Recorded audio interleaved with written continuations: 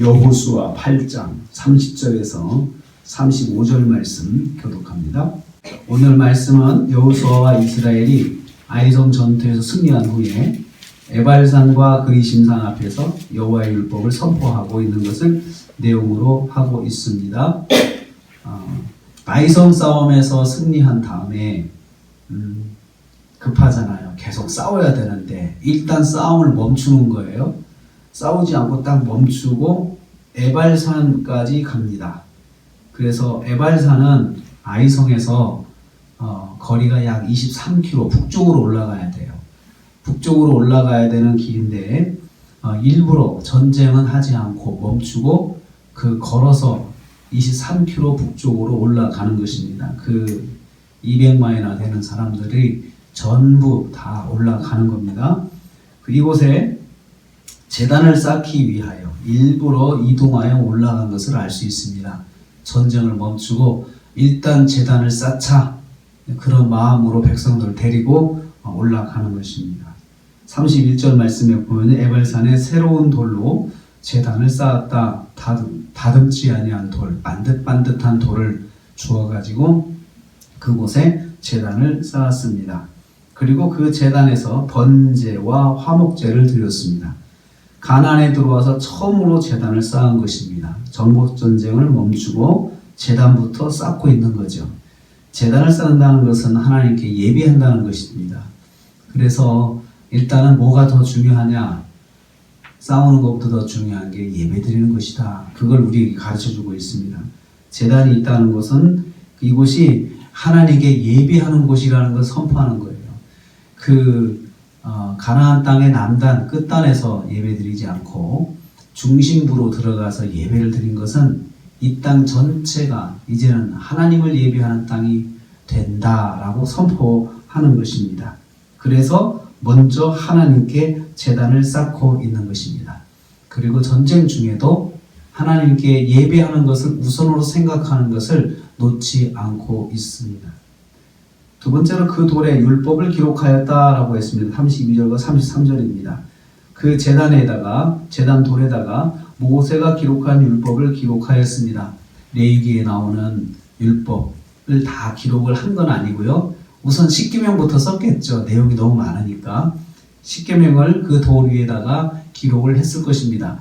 그것을 기록할 때 이스라엘 백성들은 시간을 가지고 기다려야 되겠죠. 그리고 율법을 기록하는 모습을 다 구경하고 있을 거 아니에요. 구경하는 사이에 그 돌을 이렇게 돌에다가 글씨를 새기는 소리만 들렸을 것입니다. 이것은 이렇게 하면 이 땅이 하나님의 말씀으로, 여기 기록된 하나님 말씀으로 통치하는 땅이 된다라는 걸 선포하는 것입니다. 그래서 처음에는 여기는 하나님을 예배하는 곳이다 라고 했죠. 그런데 여기는 하나님의 말씀대로 통치하는 곳이 된다, 이렇게 선포하는 의미가 됩니다.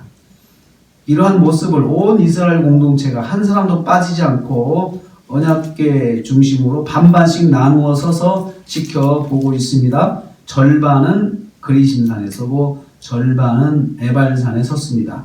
백성을 축복하기 위해서 이제 그렇게 하라고 말씀하신 것입니다.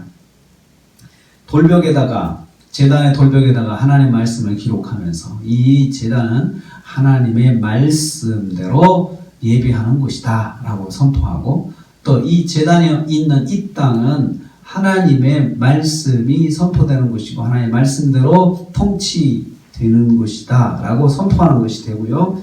그것을 또 이스라엘 백성들이 다 보면서 또 있는 것은 이스라엘 백성 자체가 우리가 이 땅을 하나님의 말씀대로 살아야 되는 땅이다 라는 것을 교육을 시켜주는 것입니다. 모두가 듣는 데서 율법을 낭독하였습니다. 34절과 35절입니다.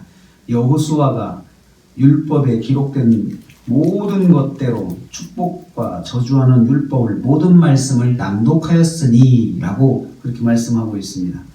말씀을 하나도 빠짐없이 낭독하였다. 모든 말씀을 이스라엘 앞에서 선포한 것입니다. 그리고 가나안 땅 전체가 듣도록 선포를 한 것입니다. 하나님의 말씀을 선포할 때 35절 말씀 보니까요, 하나도 없었다. 그러니까 낭독하지 아니한 말씀이 하나도 없었다. 모든 사람이 참석한 가운데 하나도 빠짐없이 모든 말씀을 선포하였습니다. 갈 길이 바쁜데, 전쟁도 해야 되는데, 전쟁을 준비해야 되는데, 그 바쁜 와중에서 모두가 하나님의 말씀을 듣도록 하려고 하면 얼마나 시간이 걸리겠습니까?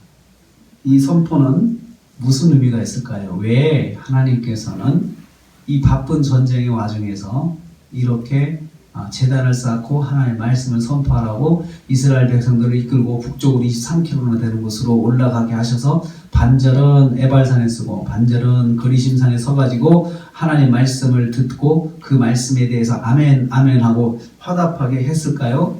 이것은 이제 하나님의 백성과 하나님 사이에 언약을 세우는 것입니다.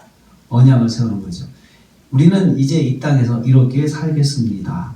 이 땅은 하나님의 말씀대로 선포되는 하나님 나라의 모형이 되는 땅인데, 우리는 이곳에 하나님 나라의 백성으로서 우리가 이곳에 왔고 이제는 이곳에서 하나님 말씀대로 선포하며 또 순종하며 살겠습니다. 순종하시면 선정하면 하나님 복 주실 줄로 믿고 불순종할 때는 이런 저주도 받겠습니다 하고 그들이 거기서 하나님과 약속을 세우는 시간이 바로 지금 이 시간입니다. 그래서 이것이 더 중요한 거예요. 어차피 땅은 하나님 우리에게 주신다고 했는데 받고 생각하는 것이 아니고 받기 전에 이미 각오하고 시작하라는 것이죠. 나는 하나님이 복을 주시면 하나님 말씀대로 살 거야. 그리고 나는 하나님 말씀대로 살아서 복을 받아야 되겠다 라고 하는 그런 생각을 하고 시작하라는 것입니다. 하나님 나라에서는 하나님의 백성은 당연히 하나님 말씀을 실천해야 됩니다 라고 거기서 선포하고 있습니다. 이 점을 제일 먼저 선포했고요. 이제 가나안 땅은 이 선포를 통해서 여기는 하나님의 나라가 되고 하나님 나라의 백성들이 이곳에 왔으니 이제 이곳은 하나님 말씀대로 적용하며 살아야 된다라는 것을 그 제단을 통해서 선포한 것입니다. 우리는 하나님 나라의 백성입니다. 우리가 있는 곳은 하나님 나라입니다. 작은 천국이죠.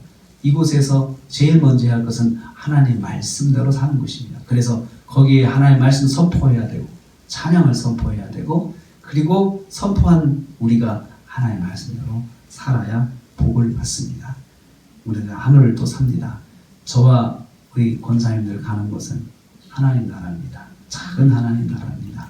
이곳에서 하나님 말씀대로 살아갈 때 우리가 복을 받고 그 자리가 복된 자리가 되고 작은 하나님의 나라가 되는 것입니다. 오늘 하루 이렇게 말씀을 가지고 승리하여서 작은 하나님 나라를 이루시는 저와 여러분 되시기를 주님의 이름으로 축복합니다.